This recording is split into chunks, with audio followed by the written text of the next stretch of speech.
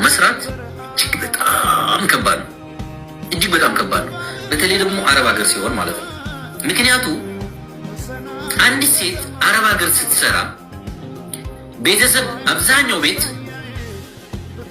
ማዳም ቤት የምትሰራ ሴት አብዛኛዋ ሴት ቤተሰብ ያለው ቤት ነው የምትሰራው፣ ተቀጥራ የምትሰራው። ኢማጂን ጧት ማንም ሰው ከመነሳቱ በፊት ጧት ትነሳለች። ጧት ተነስታ እንቅልፏ ሳትጠግብ ለሁሉም ሰው ቁርስ ታዘጋጃለች፣ ቤቱን ታጸዳለች፣ ሁሉም ትመግባለች።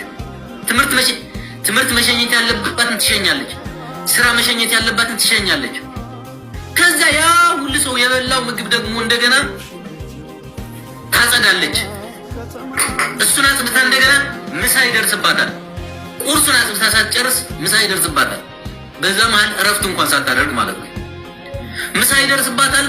ምሳ ሰዓት ደግሞ ልጆች ከትምህርት ቤት ይመለሳሉ። ውክቢያ ነው፣ ስልክ እየተደወለ ይሄን አዘጋጅ፣ ይሄን እንዲህ አድርጊ።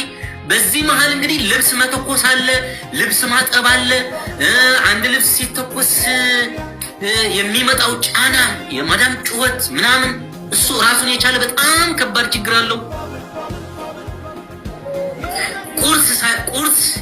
ቁርስ የተበላበት እቃ ታጥቦ ሳያልቅ ተጸድቶ ሳያልቅ ምሳ ሰዓት ይደርሳል። ምሳ ሰዓት ደግሞ ደዋዩ ይበዛል።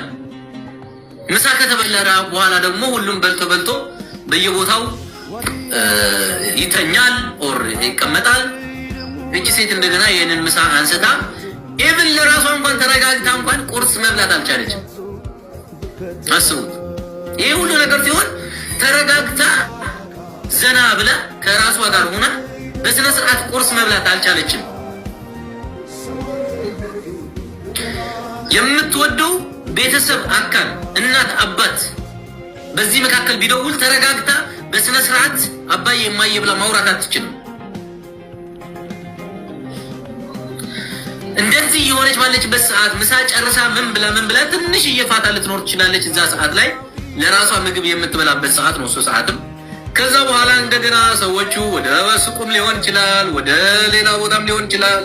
አመሻሹን ደግሞ ይወጣሉ። መክሰስ ይባላል፣ ምን ይባላል፣ ቻይ ጭጋዋ ይባላል፣ ብላ በዚህ ሩጫ በዛ ሩጫ ጩኸት አለ፣ ምን አለ፣ ውክላ ነው።